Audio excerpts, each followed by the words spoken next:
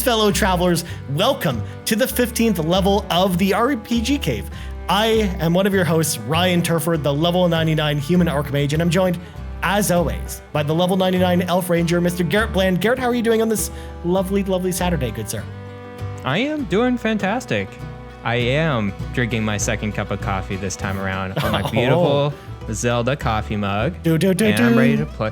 I'm ready to talk some video games. Yeah. Okay. Same here. It's going to be a fun show because, of course, we've got a very long series to talk about on the show today. But before we get into all that, of course, we got to clear the dungeon of some pesky mobs, of course. If you like what we do and you want to support us at the show in general, of course, you can support us over on your podcast service of choice by just subscribing to it, whether you're on Apple Podcasts, Google Play, Spotify, all that good stuff. It helps the show. Also, if you're on Apple Podcasts, if you leave a 5-star rating, first of all, we'll read it on the show. But second of all, it'll really help the show as well get discovered by new people. So we wanted to say, of course, thank you to everyone who goes and supports us there.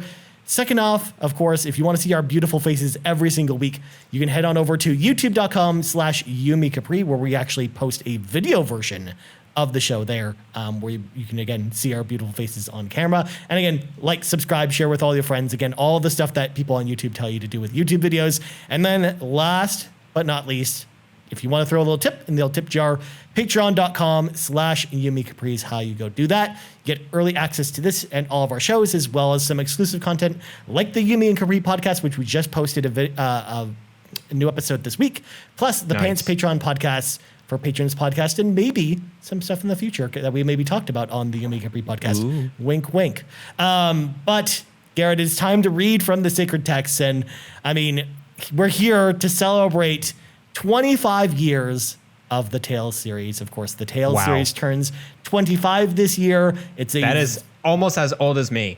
Almost. Yeah? Almost. Yeah. Almost as old as you. That's kind of crazy. Whereas it's not even like half my age, Garret. But I'm very glad that we're here to talk about the Tales series, because the Tales series is one of my favorite RPG series of all time. And we have a new entry coming out soon, which I'm very excited to talk about a little bit later in the show.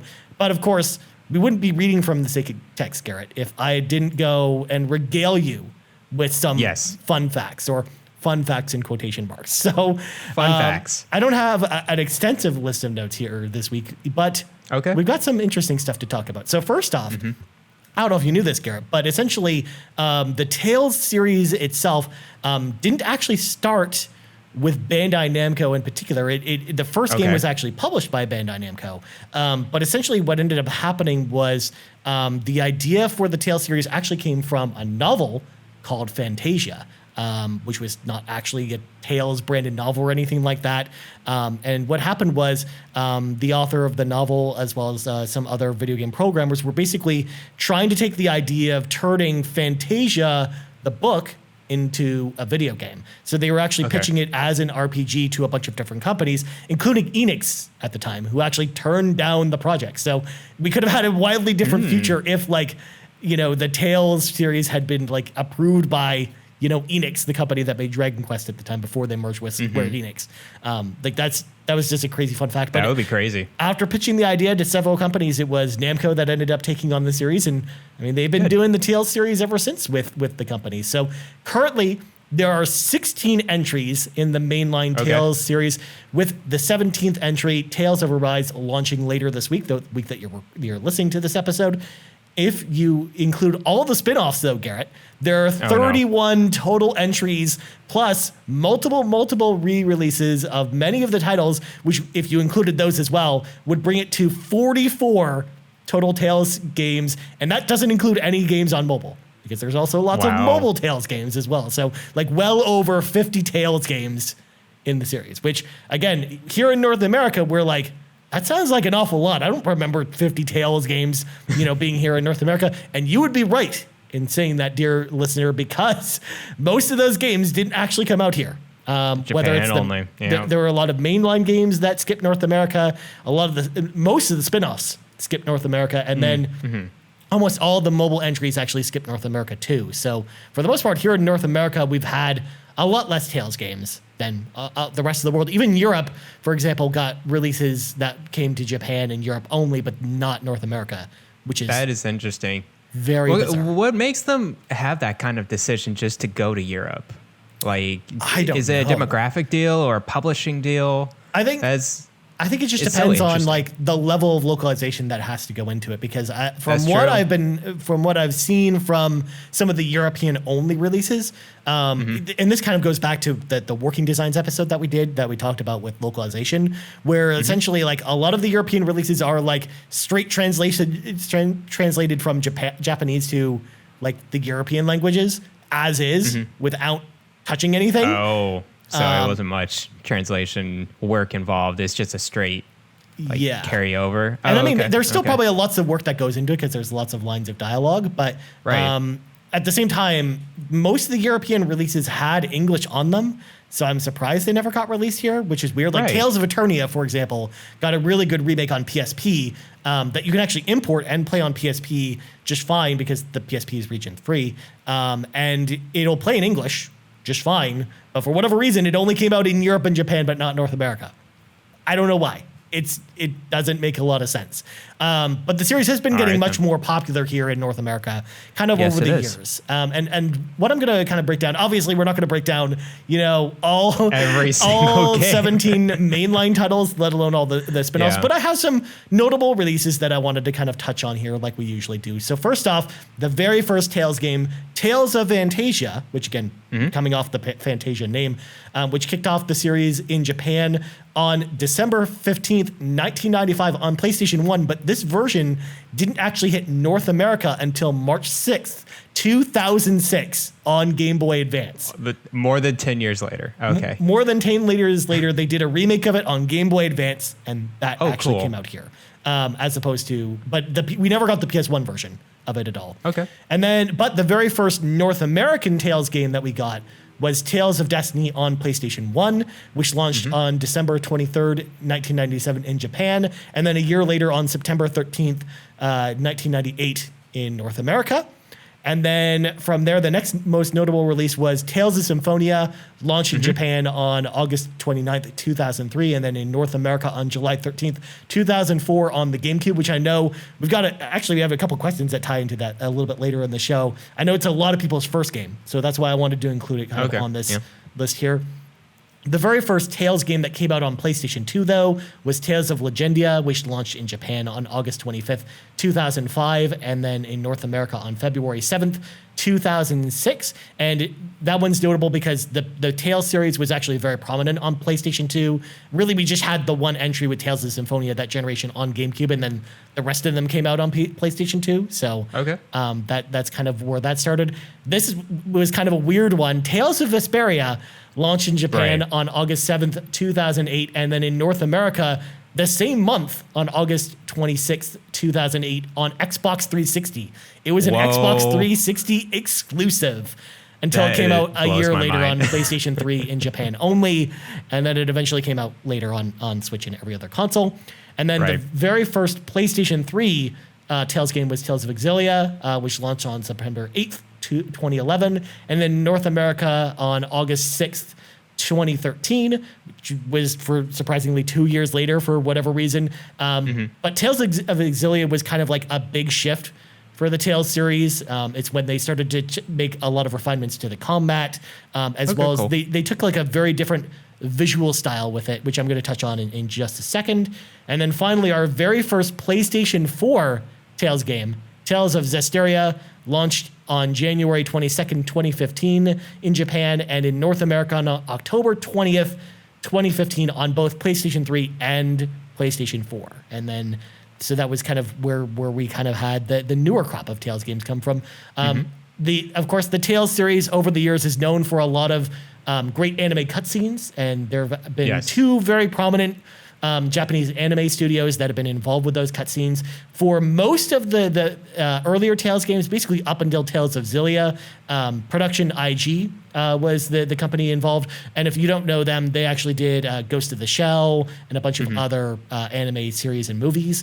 They also are known for a bunch of other games as well, like Persona 5, for example. They did all the cinematics for Persona 5 and Royal, which they are amazing. And then when Tales of Exilia came around, that's when UFO Table was basically handed to the keys to the kingdom after the work on the Fate series and Karanoki Yokai and a bunch of other anime series. And they've been doing the series ever since, up until Tales of Arise, where That's, of course, the newest entry in the series, and they do all the cinematics for that game as well. Plus, they've also come up with a couple of Tales of anime since then, and UFO Table's done all of those too, which has been really, really, really cool to see. Of course, they're one of the best companies out there in anime as far as action scenes and whatnot. So I think they're a perfect fit for the Tales series. So, Garrett, of course, as always, when we cover a big series like this, we always got to talk about where we started with the series. And I've been playing the Tales series for a long time, but I don't actually know where you are with the Tales series. So where did you start with the Tales series? I'm here to disappoint you, Ryan. I mean, I've dabbled with Tales series. Like, I've seen it, and I'm like, those look like a cool series to go into. And it's like, but I have all these other games to worry about. I became familiar with the Tales series as actually with PlayStation Vita when I got the Vita, and I think Tales of Hearts R was on sale. And I remember a lot of folks out there is like, oh, this is a fantastic game on Vita. And so I grabbed it on sale, but I never really got into it too much. I probably played like maybe 3 or 4 hours of it. I think for me with the Tales series, it doesn't hook me too much compared to other RPGs. And that's okay. I know what kind of style it is. I know what the stories kind of is. I've dabbled with Tales of Berseria as well, as I said, on my laptop. I want to play a little bit more of that because it seems interesting. And then I've played the Tales of Arise demo as well. So I am interested in it. I've never really delved into one particular game, though, of the Tales series. It always intimidates me because there's so many. Yeah. And then there's a lot that people have very polarizing opinions about. It's like, oh, this Tales game is super not good. And then this game I very much enjoyed. And everyone's back and forth. And I'm like, oh my gosh, where do I start and where do I end? Like, I'm just thinking of trying out the newest Tales game and then Tales of Berseria. I heard overall that was a good game. So yeah, I'll definitely try those out. And we're going to talk about that as well here, like where to start, because I think it's important to talk about that with a series like this, or like if we were covering something like Final Fantasy or Dragon Quest, like a lot of those series with 18 mainline entries, for example, like it's impossible to kind of know where to start or where kind of the good games are without either doing some research or asking someone or just randomly picking a game, but even then it might not be the right game. And the Tales games, like, even though they aren't necessarily connected to each other, it's kind of like Final Fantasy in the same way, where like each one's kind of based on its own different area. But there are some sequels. For example, there's Tales of Destiny 1 and 2, although the North American version of Tales of Destiny 2 is not Tales of Destiny 2, it's Tales of Eternia, which I talked about earlier, because the real Tales of Destiny 2 came out in Japan only for whatever reason, and then they just rebranded Tales of Eternia as Tales of Destiny 2. But then beyond that, like Tales of Zestria as and Berseria are connected to each other because Berseria is actually a prequel to Zestria. So they actually tie into each other. So even though they don't have a number attached to them, they are actually like a sequel. Like Berseria is essentially a sequel, as well as Tales of Exilia and then Exilia 2, for example. We have those as well. But for the most part, they're very much just isolated experiences. So in theory, you should just be able to pick up any one of them and kind of go into it. But before I go any further, I should talk about, of course, how I got into Tales. Because, again, like I just mentioned, I've been playing Tales for a long time. I've played I've finished most of the North American releases for Tales at this point. There's a couple I haven't played through, like Tales of Destiny 1 I haven't played through, or Tales of Eternia. Those are the two I haven't played with because, I mean, there's not a really good way of playing those unless you want to emulate them, because if you want a physical copy of those on PlayStation 1, you're looking at, $700 a pop if you want them put in a box. So they're very expensive games. So at this point, those are kind of on the back burner. But for the most part, I played most of them. But what got me into Tales actually was at the time during the Xbox, GameCube, and PlayStation 2 generation. I had a GameCube and my brother Kyle had a GameCube. And the GameCube was actually the first console I had bought that generation because Metroid Prime came out, and then I basically bought the console to go along with Metroid Prime because I was very excited about it, being a huge Metroid fan. But I remember when we were talking about when we had Winter Gamers question, where we were talking about kind of our favorite RPG on every console. When we got to GameCube, I had mentioned that like the GameCube itself didn't have very many choices. You had like Fire Emblem Path of Radiance, you had Paper Mario 1000 Year Door, and you had Tales of Symphonia. which was actually where I got started because my brother Kyle and I were both really into RPGs, and essentially, and that was when I know Kyle was really getting much more into RPGs. I'd been really just all over RPGs ever since, the Genesis days. But basically what ended up happening was Kyle was looking at RPGs to pick up on GameCube, and he just found Tales of Symphonia just happened to be on a shelf one day. So he decided to actually pick it up. And then he actually, once he finished it, he actually ended up lending it to me because he loved it so much. And I played through this game and loved it. It was it had such a good story. It had some great characters, some excellent writing, and it was really, really, really fantastic and really a standout game on the GameCube, I think, especially for those who really wanted an RPG because, again, like I said, there wasn't much choice. And most people, for example, haven't played, Fire Emblem Path of Radiance as an example because it was so hard to find. There were so few copies of that game.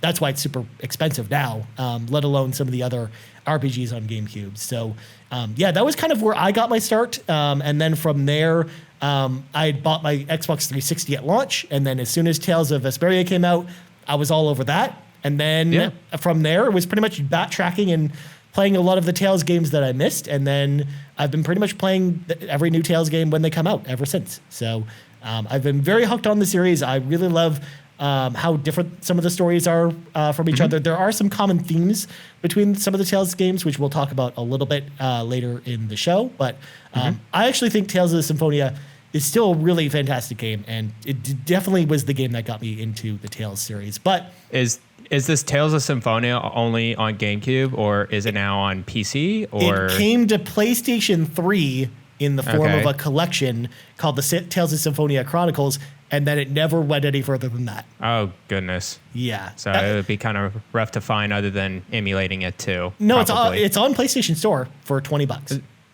Oh, okay. So you can, but it's on only for PlayStation 3, right? Yeah, you just have to go on PlayStation 3 store and buy it at this point. But it's $20. Is it on PlayStation Now? Is that no? No, it's not. I thought I saw a lot of JRPG related games on PlayStation. There's a lot of Atelier games on PlayStation Now. There is, if you can believe that. Which is actually next week's topic. Stay tuned for that one, folks. But actually, PlayStation Now has a lot of RPGs, but unfortunately, none of the Tales games are on PlayStation Now for that's rough. Whatever reason. Because and these are totally games you probably could play on PlayStation Now, but it's just they're not there, unfortunately. So if you want to play a lot of these, in fact, there were a lot of Tales releases on PlayStation 3, and if you want to play any of them, you pretty much got to bust out your PS3 at this point and play them that way, unfortunately, because they've never really come forward. But again, I've got a little bit more to talk about later in the show when it comes to a lot of re-releases, because there's one series that I think really needs them. But I want to bring in two of our listeners who, even though they didn't ask the same question, I wanted to bring them both in together because, in a way, their answers will kind of tie together when we talk about them. So let's start with Seumas MacIsaac at Famous Seumas on Twitter. He asked the question, what is the best Tales game to start off with if you've never played any of the games in the series before? And likewise, Gilgamesh on Discord asked the question, Obligatory, what is your favorite Tales game of all time? But more than that, I have only played Tales of Symphonia and its sequel, Dawn of the New World, which actually came out on the Wii, but also got re-released on PlayStation 3. I just barely started playing Vesperia last week on Steam and picked up Zestria and Berseria on sale last month. Having been away from the series since Symphonia, would any of these titles be better as a reintroduction point, or is there a better one that I don't have? So the reason I kind of tied these together is because I think the answer to both of these questions is exactly the same. Because I think the best place to start for the Tales game, especially if you don't want to roll the dice and start with Tales of Arise, because I think after playing the demo, and we'll talk about our impressions of the demo in a little bit, after playing the demo, I think that's probably going to be my de facto answer of where to start. But it's a full price game. So not everyone wants to start a series that they don't know if they're going to like with a full price game, right? So what I would say out of the list that Gilgamesh mentioned here, I think the best entry point is actually Tales of Berseria, the one that you are playing on PC right now. Yes, it's a prequel to Zestria, but you don't need to know anything about Zestria to, get the full experience from Berseria. In fact, if anything, please don't go back and play Zestria first, because that game does not play very well, and the story it's got some pacing issues with the story, and it's just it's kind of all over the place. But Berseria, I think, tells this really solid revenge story that just has like fantastic combat, great characters, and just it was such a ton of fun to play. And it still holds up really well, and I still think that it's probably the best place for any new Tales person to start, because Vesperia, I know that a lot of people tried out kind of the remake of Vesperia that came out on Switch and all the other consoles, like the Definitive Edition, and for a while that was kind of my go-to answer, but I know that with like the 2D plane for kind of the action for that game is kind of a turn off for people, whereas Vesperia has like full 3D combat, and it feels much closer to like a modern Berseria action RPG. Yeah. So I think that that's probably the best place to start. But Garrett, I know since you've only dabbled, I'm still going to ask you anyways. What do you think about these two, like this question, as far as where people should start? Do you think do you think I'm right about Berseria being a good starting point? I think you're right with Berseria before Tales of Arise, just because it's out on PlayStation 4 and you can play it backwards compatible with PS5, or you can play on Steam. And that game is always on sale, like a lot. And it's on sale for like $12 all the time too, which is great. It's really insane. And I've just heard nothing but good things about Berseria. It's a very solid, the most modern take of the Tales games, other than, again, Tales of Arise, that'll come later. I agree with you, Berseria. Now, if you have handheld, I think that is a different story. I know we didn't mention much of the handheld games. I did play a lot of Tales of Heartsar, and it's really good on Vita. Yeah, it's very stable. It's a pretty good story from what I played a while back. So I would just give a shout out if you can on if there's still a sale for Tales of Heartsar. I don't know if it's still available. Really, it's on the Vita store, but it's full price still. That's so rough, because I did get on sale for like I think $25 or something like that. I mean, they've stopped doing sales for PlayStation Vita like forever ago. So essentially, whatever the prices were set to before the sales stopped is what the prices are pretty much forever at this point. Yeah. So that's my answer, is probably Berseria as well. Yeah, exactly. Yeah, but Tales of Heartsar I think is a good starting point too if you've got a Vita lying around. You're definitely correct about that. But yeah, like Vesperia, for example, I think is a great game. But I think it's the type of game where I think it's better to go back to that, once you've maybe dabbled a little bit more in some of the Tales games, and especially between the accessibility of Berseria combined with how cheap it is usually, combined with how good that game is, then honestly, I think that's probably the best place to start for anyone who doesn't want to spend, all the money for Tales of Arise. But going back to kind of Gilgamesh's question a little bit, because he also asked, what's your favorite Tales game? For me, honestly, it was Berseria for the longest time, and I think it might actually, continue that unless, Tales of Arise really blows us away. And it wasn't always like that. I mean, I've always really liked games like Tales of Xillia, as well as Tales of Grace's F, which is on PlayStation 3. I have a really soft spot for that game, despite that game is very, very difficult. It's one of the hardest games I've ever played. There's like a lot, but there's been a lot of great entries in Tales over the years. So I mean, for a while I've had a bunch of different favorites, but if you were to ask me now what my favorite game is, it's Berseria, which is why it's so easy for me to recommend that game. It was one of my favorite games in 2017, and if anyone knows about 2017 and how stacked of a year 2017 was for games, that being in my top 10 games of that year just tells you everything you know about how much I like that game. That's pretty good. Yeah, so that's probably my favorite Tales game and probably the best place to start. Of course, though, we should move on and talk a little bit about some of the Japanese-only games, though, for Tales, because, again, there have been so many games that only, again, released in Japan. We got Tales of Destiny 2, Tales of Rebirth, Tales of Innocence, Tales of Innocence R. I mean, for example, did you know we had a Nintendo DS version of Tales, Garrett, but it only came out in Japan? There was a Tale of Abyss. Yeah. That came. Did that come out on 3DS, right? It was a PS2 game that got ported to 3DS. Okay. That's the only DS version I knew. I know there's another one, I guess, but is that Japan only? Yeah, it's Japan only, because Tales of Innocence only came out in Japan. Likewise, we had two Vita Tales games that only came out in Japan, which is it hurts criminal. My soul. I know. Like, come on.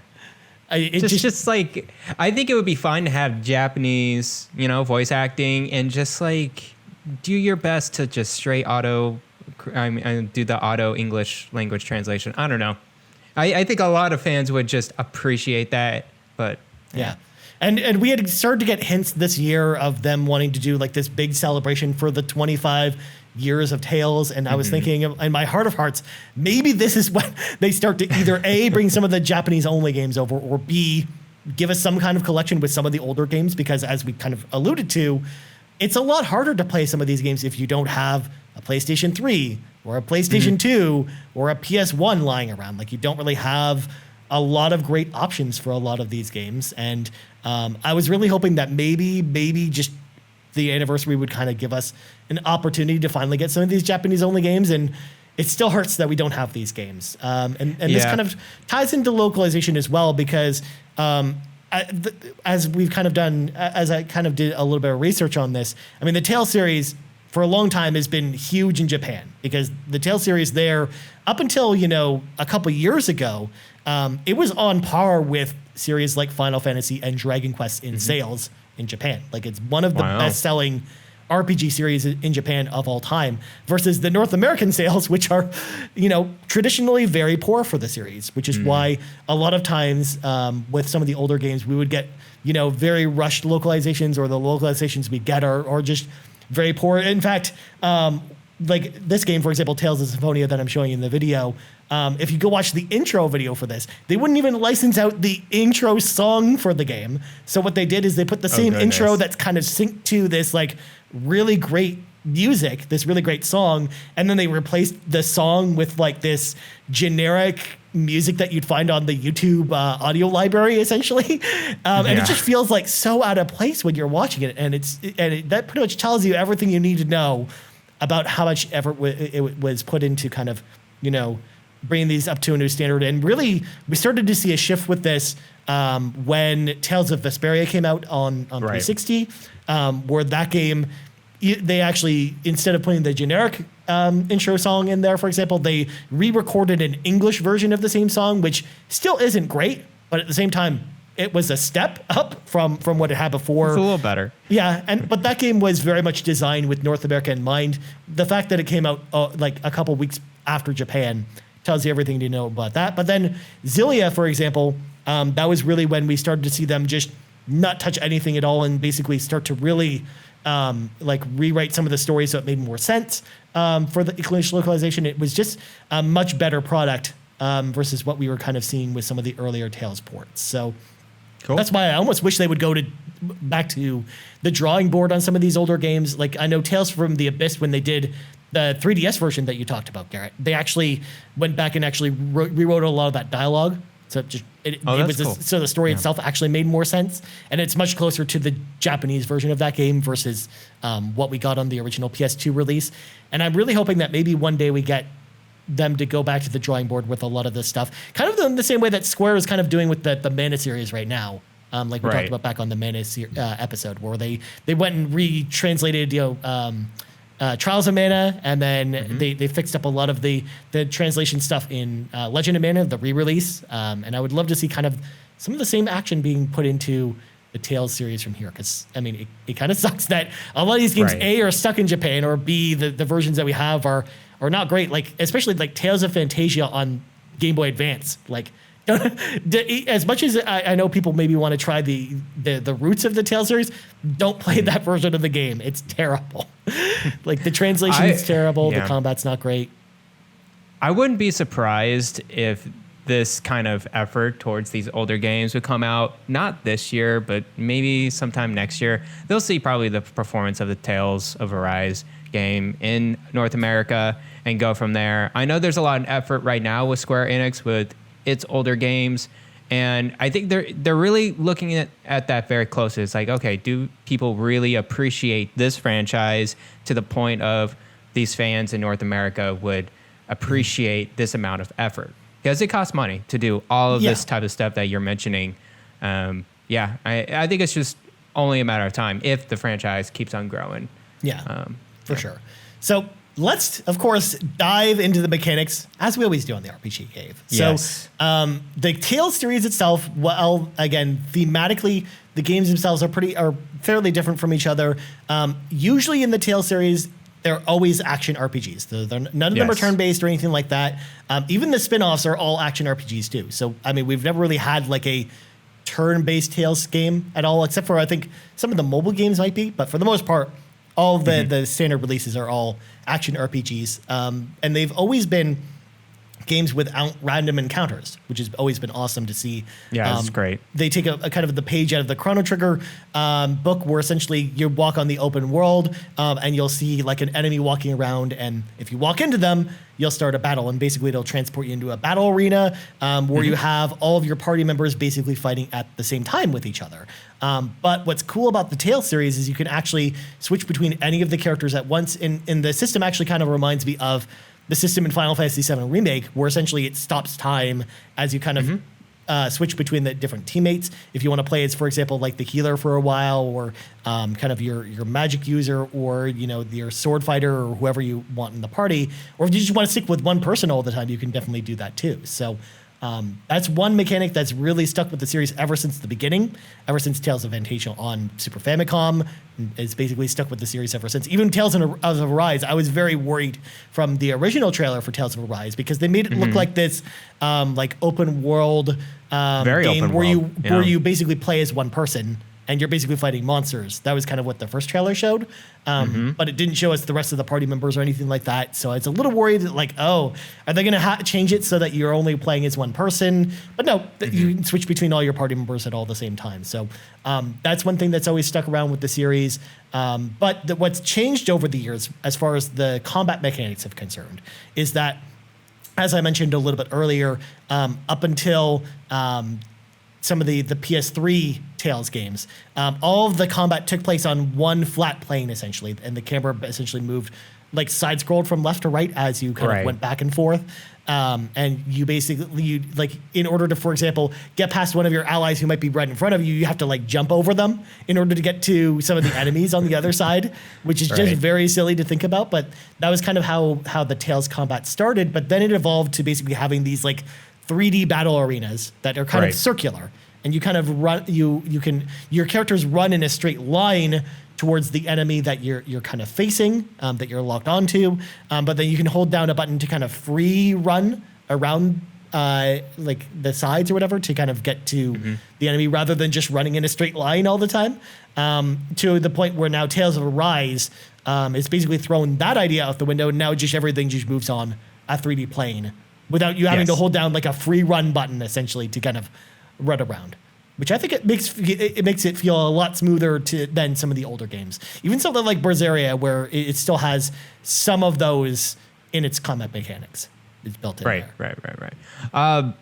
I think this part, the mechanics itself, and it's just my personal preference, I don't find it as fun as a lot of other JRPGs. And it's nothing to do with like how like bad it is or anything like that. It's just, for me, I feel like every time I play a Tales game, it is so chaotic.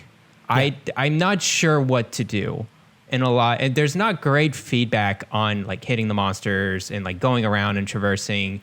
I'll probably get used to it after I play a few more hours into it, just like give it some patience and some time. But like, just for people out there who wants to get into the Tales series, I feel like initially when I started playing these games, it's like, I don't know what to do. There's so many different things in the UI. I have to press many different buttons to get some form of attack or feedback with the monsters. There's so many party members. It feels a little chaotic in the beginning. Yeah, definitely. And as someone who's used to the Tales games now, it's just, I don't really feel that when I play the games, but it's good to have kind of, fresh eyes on the series, because it's something that I don't ever really think about when I'm playing it, but I can see that maybe like a new player might get overwhelmed by it a little bit. But at least there's a lot of tutorials, especially in something like Tales of Berseria, for example, that kind of teach you a lot of the stuff that you really need to know. Like whenever you unlock a new action or ability that requires you to do certain things, for example, it'll usually be like, hey, here's a tooltip to basically tell you this is what you need to know. Just don't skip this tooltip and read it, and you won't be too lost. And the Tales series has kind of moved from a lot of there's like some of the older games are admittedly a little bit button mashy, especially against like bosses, for example. But the newer games are more about performing combos against certain enemies, especially like that started in Zestria, and then it got really evolved in Berseria, and now in the newest game, combos play a big part in Tales of Arise, essentially, and that's really how a lot of the combat feels. But at least I know with Arise, that feels a little bit more. I think it might alleviate the problem that you're talking about a little bit better, where it's not as chaotic and you have a little bit more feedback, when fighting your enemies, especially there's a lot more knockdowns. I noticed in that version, for example. Yes, there is, stuff like that I think really gives you that feedback that you're actually, killing this enemy essentially versus some of the older games. So that's kind of how the combat mechanics work. Another mechanic that actually is always transcended the series since the beginning is actually a focus on cooking as being part of the experience. So, that's nice. Yeah. So, and a lot of the older Tales games with cooking, what would end up happening is essentially you'd have a menu option for your cooking menu where you'd basically collect supplies and you'd learn recipes over the course of your adventure. And then at the end of combat, it will automatically make whatever recipe you've designated as the recipe to make at the end of combat until you run out of ingredients, essentially. And then that food will give you a buff for your next battle, essentially, or it'll regain you some health, or you can be pretty strategic with it, which I thought was pretty cool. In the newer games, though, you usually just go to a campsite where you basically cook the food, but you're still earning, recipes and ingredients as you progress through the adventure. But it still gives you the same buffs that you would have found in some of the older games. So if you know there's like a big boss coming up, you might eat some food that makes you more defensive, so then you don't die as quickly or whatnot, or you can increase your offense or a bunch of different stuff. So you can be pretty tactical with it, which is pretty cool. As far as another mechanic that's always been in the games as well is the skit system, which I know people are very hit or miss with, essentially. So, but it's something we don't really see in other RPGs. So, as you're walking around, sometimes in the bottom right-hand corner, you'll randomly see some text pop up, usually a title of whatever the skit is, and essentially, if you press the select button on the controller, in most cases, but it depends on obviously what Tales game you're playing, it'll basically play like this little skit where you've got these little windows with the character portraits, and they're kind of talking to each other, and they basically perform a little skit for you, essentially. That's in relation to whatever location you're currently in, or if you fought a specific boss, usually there's a skit or two that can kind of follow the boss, and those are totally optional. You don't have to do them. They're just there if you want to kind of get more lore or learn more about the characters and whatnot. Like, that's more what the skits are for. And I know a lot of people are kind of hit or miss with them, because obviously I know that not everyone wants to sit there and watch little dialogue boxes just talk to each other for 2 or 3 minutes. But I don't know. I think they're pretty cool. Not only that, but they're like fully voiced too, which is pretty cool. That's really nice. Yeah. Yeah. Bravely Default does a similar thing. So yeah, it's just a good thing to get more out of a game, and more lore, more character involvement in there. It's pretty cool. Just learn more about the characters. Also, some of the Tales games, not all of them, but some of them have dialogue choices that actually impact the ending. Like Tales of Symphonia, for example, will have you'll have dialogue choices throughout the game, and then depending on your choices, you'll have a different ending that correlates with that choice. Choices themselves, though, aren't hugely prominent in the series, but it's something that we do see in some of the Tales games. I'm curious to see if they're going to pop up in Tales of Arise at all. We didn't see much of that in the demo, but I'm curious to know what'll happen here. And that kind of wraps up our mechanics discussion, but that transitioned us nicely, Garrett, into Tales of Arise, because we should talk about it. It's out this week, the week that you guys are listening to this, 2 weeks for us while we're recording this. So we both played the demo for Tales of Arise. So Garrett, I think when we had talked about Tales of Arise in like our big RPG preview episode, I think we both were excited for Tales of Arise before it came out. After the demo, have you changed at all? Has your perspective changed on you being excited about this game? What do you think? I think after playing the demo, my impression is like, oh, this is a Tales game and not like this open world single player, as we mentioned before in the trailers, which isn't bad, of course. I like playing going through the demo and figuring out the combat style and choice, it is a beautiful game. That's like the first and foremost. It is by far the most advanced like graphically and color wise than any previous Tales game. And I'm so here for that. It's like beautiful animations. The colors in HDR just fly out of my TV, and it's just stable frames, 60 frames everywhere. I'll give kudos to that, to Tales of Arise in that demo. It is a technical showpiece for sure for JRPGs. Well, you have to remember also, Tales of Berseria also came out on PlayStation 3. So this is the first time they've done a Tales game that hasn't had to come out on PlayStation 3 before. So that is correct. So I think that plays into it a little bit. Other than that, it is definitely a Tales game, though. You go into combat, you go into a monster, and you have a bunch of party members, and you're attacking, and that's fine. I know it's going to be another Tales game. I'm sure it's going to be another great Tales game. I just think, for me anyways, I don't want to go forward and pay $60 day one because I have a lot of other Tales games that I can go through right now. I have Tales of Vesperia on Switch. I got Tales of Berseria on Steam, and I got Tales of Heartsar on Vita. So I got plenty of Tales games to fill up that genre right now. But I'll keep my eye on it for reviews, impressions, sales. I'll definitely keep an eye on Tales of Arise. Yeah, for sure. I know we'll be talking about it on this show because currently myself and Matt Sawinski, my co-host over on PlayStation Drive, are currently booked to actually do a review for Tales of Arise. So we're going to be doing like a review discussion on the show, kind of like what we did with kind of the Psychonauts review or the Disgaea review that I did earlier this year on the RPG Cave. So we've got that coming up.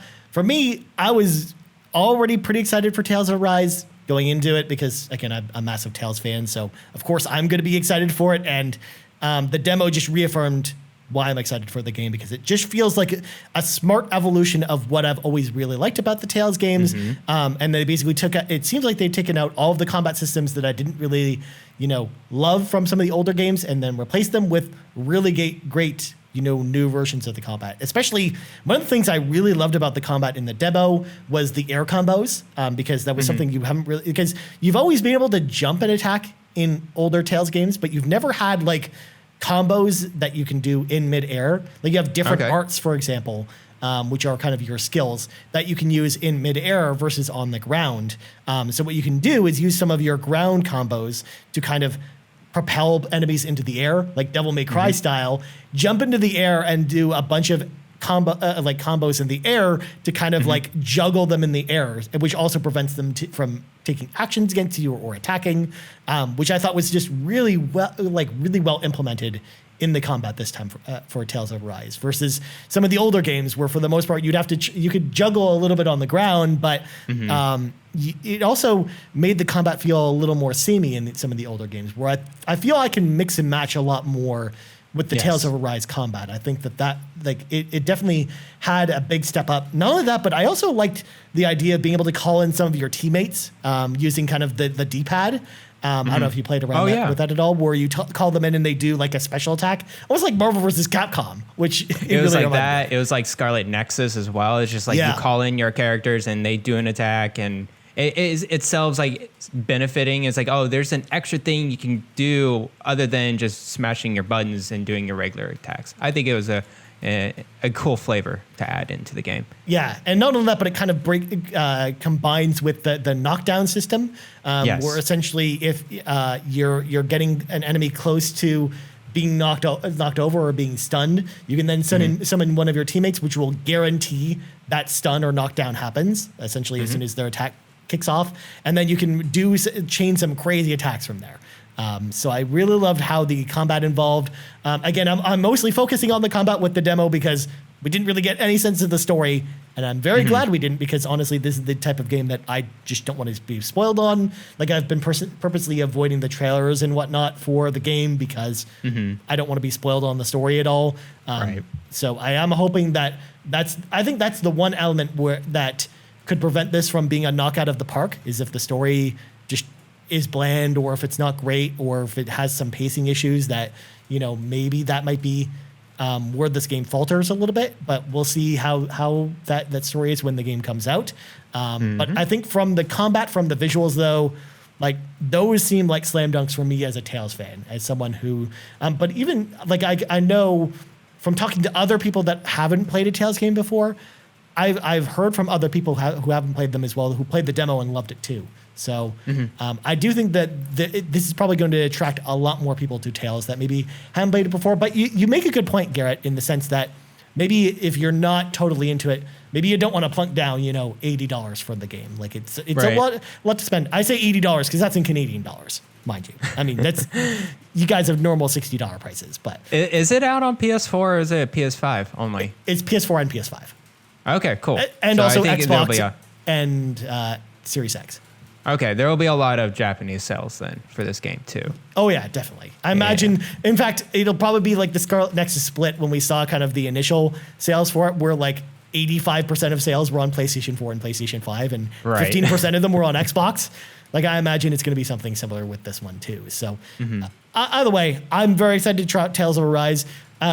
Garrett, I hope you'll be able to check it out when it goes on sale as well. And I'm very excited to hear what you think about it when the full games comes out. So as far as the future of Tales is concerned, because I wanted to kind of use this kind of round out our discussion on the series, Garrett, I'm really interested to know what you think about this as far as where you, as someone who has some problems with the Tales series and hasn't really played a ton of them, for someone like you who's maybe like kind of on the outside, the periphery of the Tales series, where do you really think the Tales series should go from here beyond Tales of Arise? Like what type of improvements would you like to see come to Tales?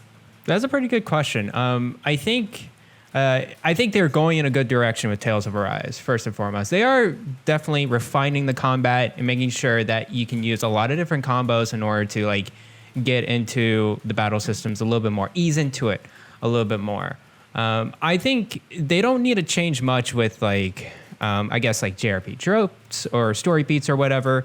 But what I would like to see more in later Tales games is like, I would eventually not separate the battlefield system with actual real world. Like do it more like Final Fantasy 15, where it's like you go into the battle and like that's the battle arena, right? You just enclose that circle arena itself, and now you're going into combat. So I would like that to be a little bit more seamless.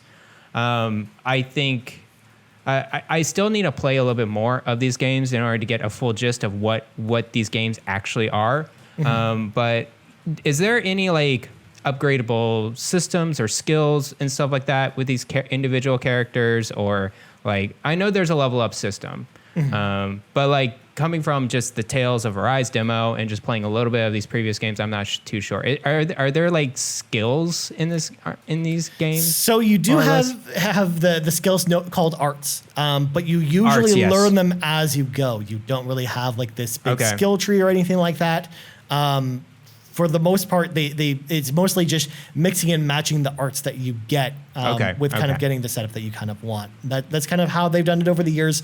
But you're right, maybe that might add some more depth to some of the gameplay, maybe adding some more skills or more customization to some of the characters, because you can customize what arts you use for each character, but at the same time, like you're not really choosing which ones to go pursue or whatnot, or even there's no skill points or anything like that, so you're not like putting stuff into attack and defense or whatever, what have you, from some other RPGs. So maybe that's something they can do.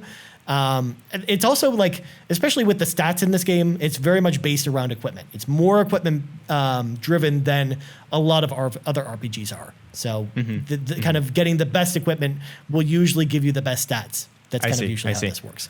I think one more thing, I don't think this should be in Tales games, but something they may try out or maybe try to dabble with is like pull a time action type of skill where like you're going through and doing a lot of different combos, and then you can pause and do a set of combos in succession to a monster. And that doesn't have to be the core mechanic. That doesn't have to be like what it's centered around, but maybe every once in a while you could do it like, I don't know, twice or 3 times in a battle.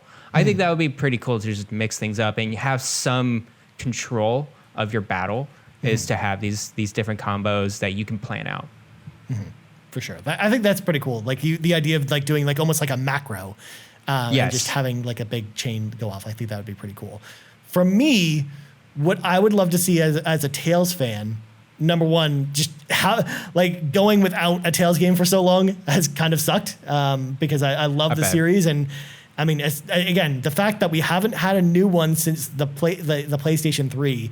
And again, even though Berseria came out on PlayStation 4 and Zestria did too, I think of those more as PlayStation 3 games. So the fact that we really haven't had one since then just hurts to see. And maybe what I think they should do with the Tales series going forward is maybe try out some different stuff, because I know they had a lot of side games for Tales, but they also kind of evoke the same kind of combat from the Tales series. Yeah. But what I would love to see is maybe have like the Tales series try some different genres, like maybe like a turn-based Tales game or a strategy like RPG from the Tales series, because I think the Tales series has always been fantastic for as far as the writing is concerned, or as far as the characters are concerned. Like those have been some of the best parts of the series, and the combat's always been pretty good. Like I've always enjoyed the combat, but up until this point, the combat had started to feel a little bit stale. It feels definitely fresher in Arise, but I would love to see them maybe do something different with Tales and maybe try some different stuff. Like I think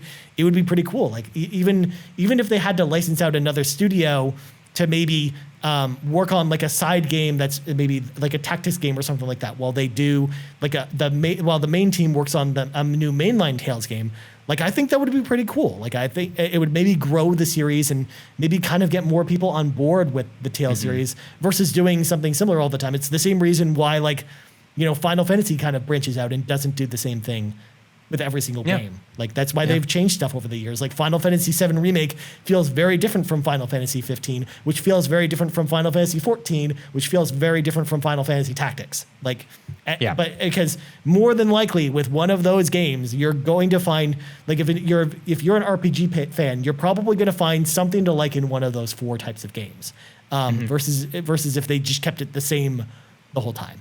And I think that maybe that's probably where I'd like to see kind of the Tales series go beyond Tales of Arise. But I do think they're on a good track as well, like you said, with Arise. I do think it's probably going to end up being an awesome game. And yeah, I can't be more excited to play it and to talk about it and to kind of get into things. It's going to be definitely one of the biggest RPGs this fall, between that and Shin Megami Tensei and Pokemon. Yeah. So this fall is crazy. Advance Wars. Yeah. It's like, whew.